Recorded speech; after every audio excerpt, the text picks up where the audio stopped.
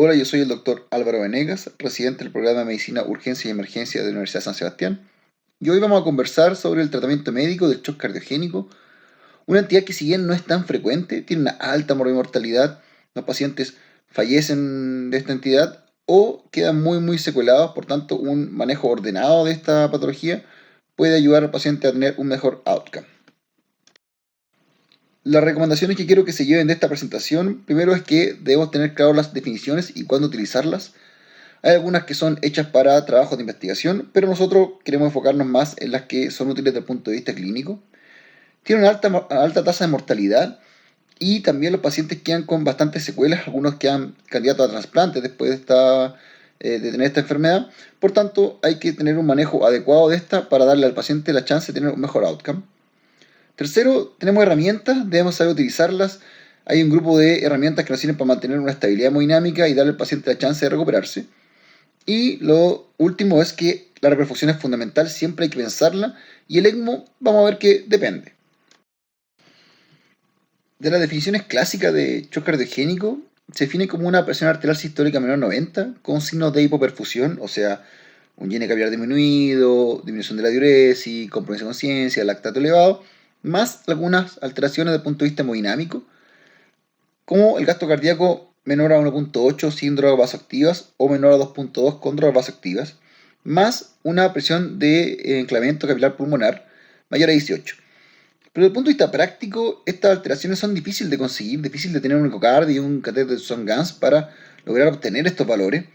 Así que en realidad desde el punto de vista clínico, para nosotros un paciente en shock cardiogénico es un paciente con una hipoperfusión periférica debido a un gasto cardíaco bajo. Y recordar, como muestra la fórmula de aquí al medio, que el gasto cardíaco es el volumen sistólico por la frecuencia cardíaca. Es decir, cualquier cosa que altere la frecuencia cardíaca, o sea, una bradicardia extrema, que haga que el corazón lata más lento, o una taquicardia muy alta, que haga que disminuya el volumen de fin de diástole, por tanto disminuye la cantidad de volumen que se está bombeando, va a producir un shock, o cualquier cosa que haga una caída del volumen sistólico, por ejemplo, una caída de la contractilidad, va a provocar un shock cardiogénico.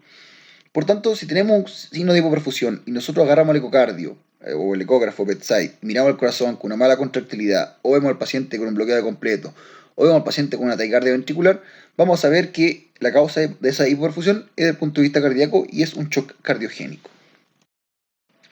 Con respecto a las etiologías del shock cardiogénico, vamos a ver que tenemos propiamente tal del miocardio, tenemos algunas que son de origen valvular, otras que son de origen eléctrico y finalmente las que son extracardíacas obstructivas. La verdad que las extracardíacas obstructivas no las vamos a tocar porque finalmente entran dentro de otro setting o otro tipo de shock que es el shock obstructivo y estamos hablando del taponamiento cardíaco, el TEP o el neumotórax. La principal causa de shock cardiogénico por lejos es el infarto agudo del miocardio, siendo este el 70% de las causas de shock cardiogénico y con respecto al infarto, el 5 a 7% de los infartos con supranivel de ST van a presentar o van a caer en shock cardiogénico y los pacientes con infarto sin supranivel de ST alrededor del 2 a 3% caen en shock cardiogénico. Este esquema que parece un poco complejo, más que nada lo quiero utilizar para explicar un poco cómo funciona la contractilidad cardíaca. Está la membrana plasmática y aquí tenemos los canales LTCC que son dependientes de voltaje.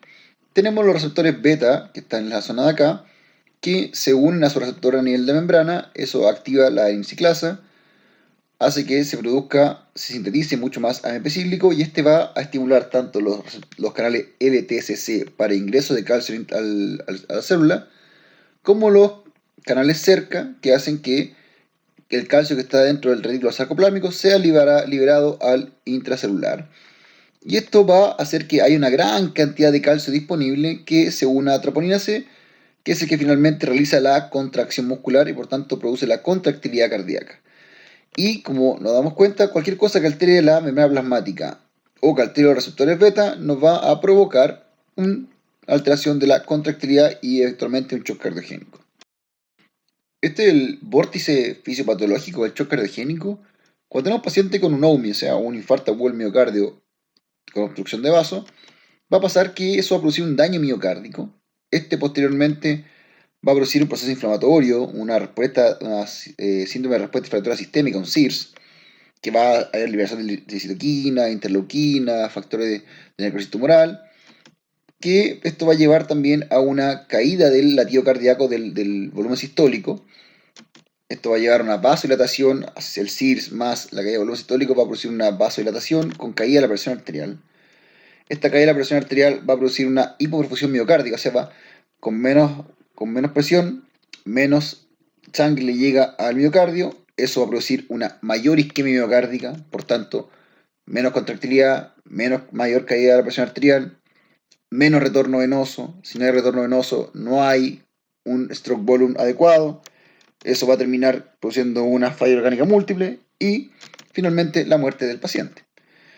Lo importante es que nosotros podemos intervenir en algunos puntos de este vórtice fisiopatológico, y principalmente aquí en la parte de la caída de la presión. Nosotros podemos darle un soporte hemodinámico para mantener esa presión arterial, mantener la perfusión del órgano, la perfusión coronaria, disminuir la isquemia, y además podemos intervenir reperfundiendo el corazón o corrigiendo la causa de por cual el paciente cae en este shock cardiogénico. Con respecto a la mortalidad, se describe entre el 31 al 39% a pesar de un buen tratamiento. Por tanto, es fundamental que nosotros implementemos un tratamiento adecuado y muy rápido, muy precoz, para poder lograr estos números, si no, la mortalidad se dispara y el paciente en realidad no tiene chance de sobrevivir. Para enfrentar a un paciente en shock cardiogénico tenemos que tener herramientas, tenemos que conocerlas muy bien. No hay una receta de cocina que sirva para todos los pacientes en shock cardiogénico. Dependiendo de lo que al paciente le falte, vamos a utilizar un tipo de droga. Por ejemplo, un paciente que le falta precarga, vamos a carga volumen, drogas vasoactivas como vasopresores. Si le falta contractilidad, vamos a usar fármacos que aumenten la contractilidad. Si le está con la frecuencia cardíaca baja, vamos a utilizar fármacos o implementos que nos ayuden a aumentar la frecuencia cardíaca. Por tanto, va a depender lo que tenga el paciente, lo que al paciente le haga falta, lo que vamos a utilizar. Por tanto, tenemos que tener un pool de herramientas bastante importante para poder manejar los distintos escenarios. Desde el punto de vista fisiológico tenemos tres conceptos. Tenemos la precarga, que es este volumen que le llega al corazón, que se mide como la presión de fin de diástole.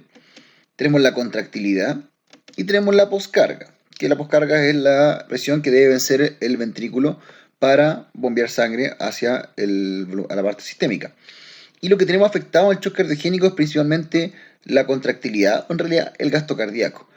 Y como ya sabemos, el gasto cardíaco es volumen sistólico por frecuencia cardíaca. O sea, cualquier cosa que aumente la frecuencia cardíaca a valores muy altos o disminuya la frecuencia cardíaca a valores muy bajos, va a producir una caída del gasto cardíaco, o cualquier cosa que disminuya el volumen sistólico. Por ejemplo, la caída de la contractilidad va a terminar en un gasto cardíaco disminuido y un shock cardiogénico. Esta es la curva de Frank Starling. En el eje de las X tenemos la presión de fin de diástole, que es la precarga, y en el eje de la Y tenemos el volumen sistólico.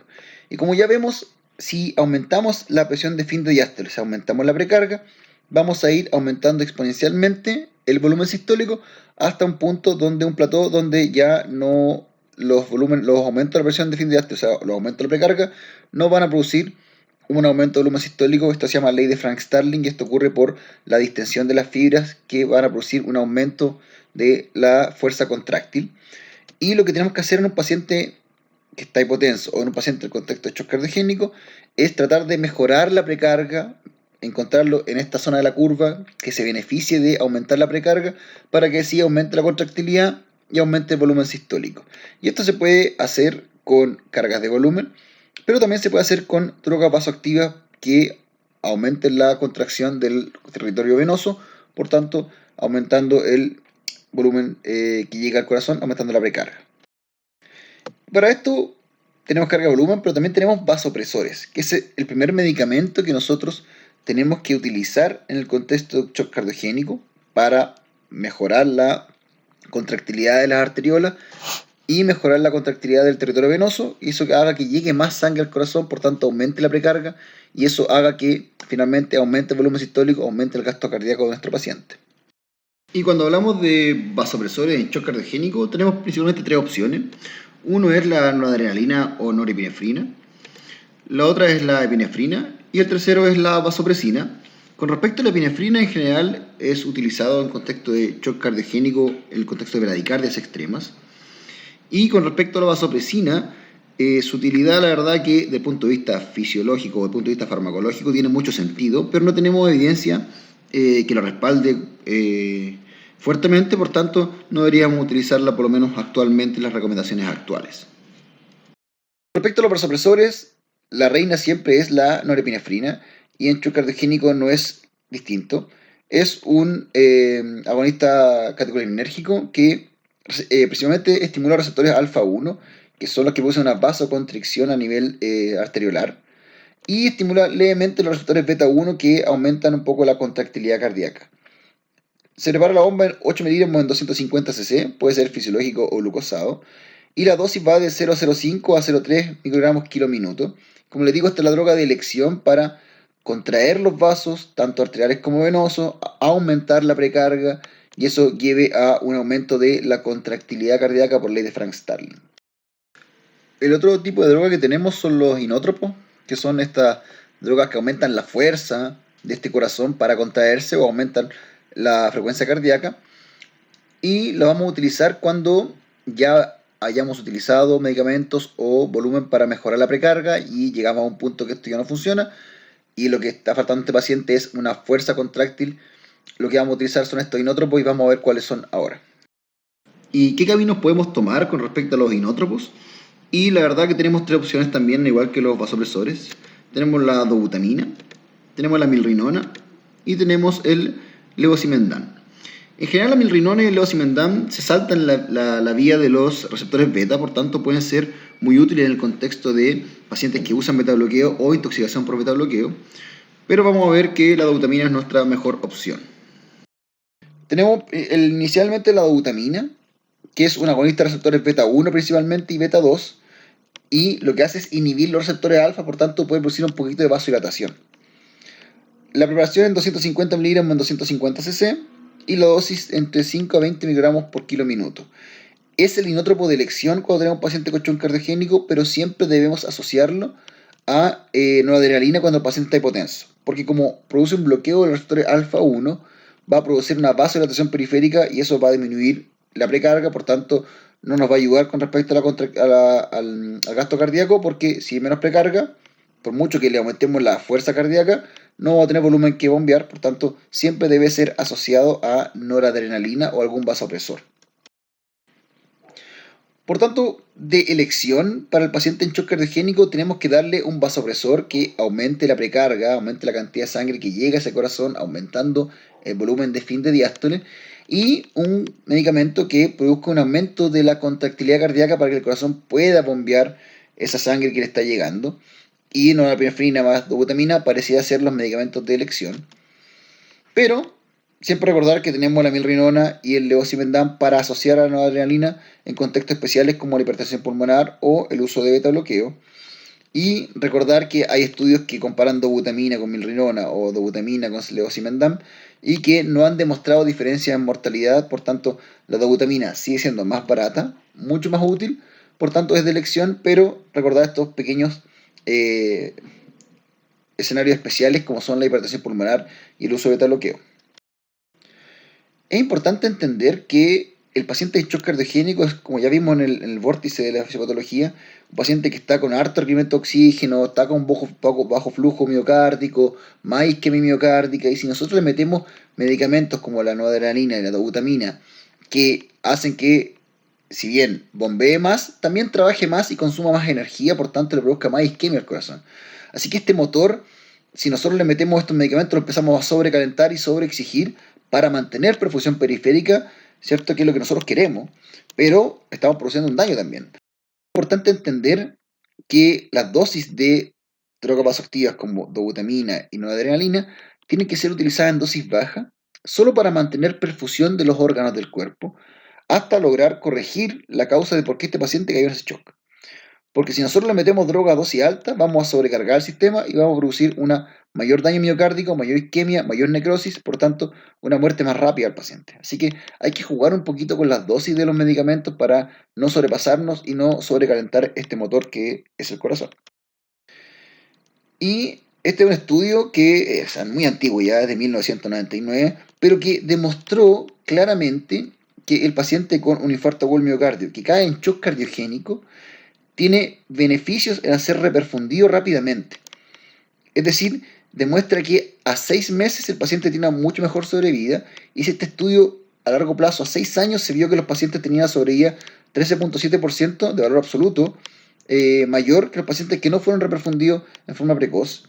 Entonces, tenemos que tener claro que nosotros debemos, cuando estamos manejando un paciente con shock cardiogénico, darle medicamentos de sostén, para mantener al paciente con perfusión periférica, pero tenemos que ir rápidamente, si la causa es un infarto, ir rápidamente a reperfundir ese corazón para mejorar la sobrevida de este paciente. Y en ese sentido, tenemos que tratar de dejar de pelear con nuestros queridos amigos los cardiólogos, dejar de discutir, porque eso lo único que va a hacer es que el paciente no se beneficie de esto, que se pierda tiempo, y lo que tenemos que tratar de lograr es llegar a consenso con nuestro equipo de cardiología para que haya un protocolo local que los pacientes en shock cardiogénico, que aparentemente la causa es isquémica miocárdica, vayan rápidamente a reperfusión y así se corrija la causa y el paciente tenga, como demostró el trabajo del 99, una mejor sobrevida. Y esto también quiero tocarlo porque, cierto, estaba muy en boga el uso de ECMO o algún dispositivo mecánico para mejorar la contractilidad del paciente en shock cardiogénico. Y este es un estudio que salió recientemente, el 26 de agosto de este año, que es multicéntrico y que randomizó pacientes de shock cardiogénico a ECMO o tratamiento médico, que es lo que hemos conversado previamente, y demostró que no hay diferencia en mortalidad a 30 días.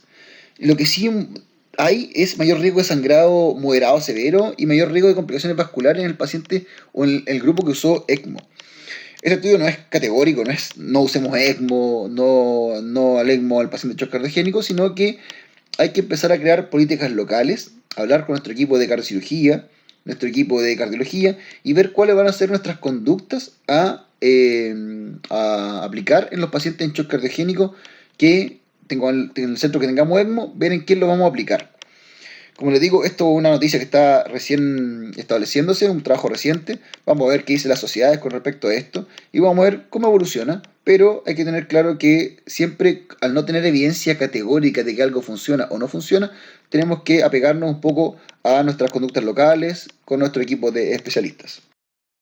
Este es un esquema de resumen que muestra que en el fondo un paciente con presión sistólica menor a 90, hipoperfundido, y que nosotros vemos que está bradicárdico, o está muy taquicárdico, o tiene una mala contractilidad al eco bedside, tenemos que asumirlo como un paciente en shock cardiogénico, especialmente si es que la causa de esto es un infarto o el miocardio. Y dependiendo de lo que vayamos encontrando en nuestro monitoreo, con ecocardio, si más avanzado un catéter Swan-Ganz, con exámenes como el lactato, con el monitor, vamos a ver qué es lo que le falta al paciente para mantener esta estabilidad hemodinámica, este manejo de soporte, para poder darle tiempo para llegar a esta resolución de la causa. Si hay falta de contractilidad, aplicaremos drogas inótropas como dobutamina, levosimendan o molrinona. Si tiene alteración de la precarga, le falta un poquito de precarga al paciente, vamos a usar cristaloides o drogas vasoactivas como vasopresores como noradrenalina. O si la alteración es de la frecuencia cardíaca, un paciente bradicárdico, usaremos adrenalina, isoprotenerol como opción. O si hay en contexto de infarto por miocardio con bloqueo, vamos a poner un marcapaso transcutáneo o transvenoso para sostener a este paciente hasta que lleguemos a la resonancia espontánea. Y como muestra el cuadrito abajo, es importante rápidamente reperfundir a estos pacientes. Las alternativas de soporte mecánico como ECMO, ¿ya? Tienen que ser elegidas en base a las políticas locales. No existen trabajos que avalen 100% el ECMO ni que descarten 100% el ECMO. Por tanto, tenemos que tener nuestro equipo que defina qué pacientes se benefician y qué pacientes no se benefician de esto. Como hemos conversado, debemos tener claro las definiciones. Tenemos que utilizar definiciones que sean desde el punto de vista clínico y no las que se utilizan para trabajos de investigación. Esto tiene una alta mortalidad, 31-39%, con tratamiento adecuado. Así que nosotros debemos llegar a esos valores con nuestras herramientas, tratar de obtener el mejor resultado para nuestro paciente. Estas herramientas tenemos que conocerlas muy bien, tenemos que saber cuáles son las dosis, cómo se utilizan y entender que ojalá utilizar las dosis más bajas posibles de drogas vasoactivas para no sobrecargar este corazón, mantener el paciente en soporte hasta que podamos corregir la causa de por qué cayó en este shock cardiogénico. Y entre esos, reperfundir es súper importante en el paciente con infarto o el miocardio, tiene que ser lo más precoz posible. Y el ECMO va a depender de nuestras políticas locales, va a depender de nuestro equipo de cardiocirugía, nuestro equipo de cardiología, cuáles van a ser los criterios para meter a un paciente en shock cardiogénico o no a ECMO. Bueno, eso fue nuestra presentación. Aquí les dejo un código QR con la bibliografía de shock cardiogénico para que profundicen un poquito más. y en un futuro vamos a tener algunas otras presentaciones con respecto a la ventilación del paciente en choque cardiogénico o de causas particulares como la miocardiopatía de Barta-Kotsubo o la miocardiopatía hipertrófica, que tienen un manejo bastante específico. Eso, espero que les haya gustado. Muchas gracias a todos. Nos vemos en el próximo video. Chau. Para más material como este, síguenos en nuestras redes sociales, Twitter, YouTube, Facebook y nuestra página web.